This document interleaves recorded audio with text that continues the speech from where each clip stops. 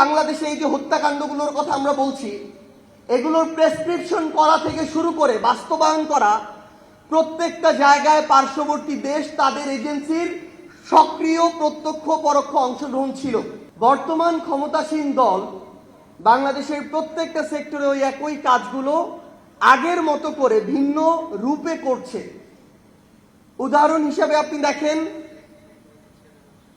মানুষকে সন্তুষ্ট করার জন্য, পিআরটা একটু বাড়িয়ে নেওয়ার জন্য তাদের এমন পোশাক পরিধান করা শুরু করবে যেটা আপনার পছন্দ হবে, মনে হবে একটাই আছে আর কিছু নাই। এমন ভাবে চলবে মনে হবে আপনার ভাই ওইভাবে চলে, আপনার অতি আপন। এমন ভাবে কথা বলবে মনে হচ্ছে আপনার পরিবারের সদস্যরা এভাবে কথা বলে, তাদের হাতেই নিরাপদ। 200-র বেশি সার্ভিস ও ফিচারে লেনদেনের সব বিকাশ অ্যাপে সম্ভব।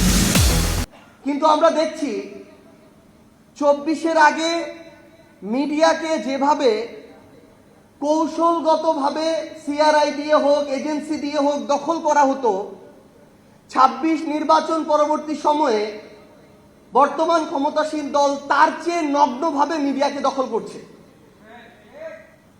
আগে head of news, head of multimedia, CEO তাদের মতো করে চললে হতো, তাদের কথা শুনলে হতো।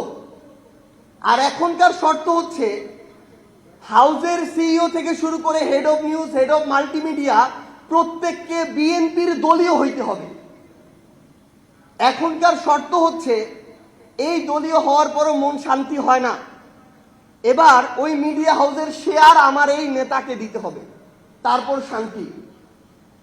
তো আমরা এই তারা ভিতরে যে নতুন করে নীল নকশা করার চেষ্টা করছে, আমরা বরং এই নকশাটাকে খুব ওপেন মনে হয় আমাদের কাছে।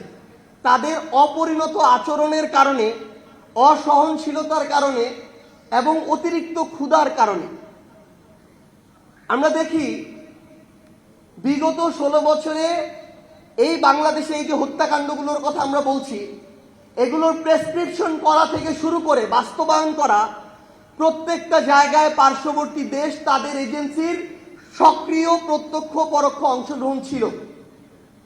আমরা দেখেছি তাদের হাতে, তাদের পরিকল্পনা অনুযায়ী দেশ চালানো হয়েছে, তাদেরকে ক্যাপাসিটি চার্জ দিয়ে ক্ষমতায় টিকে থাকা হয়েছে।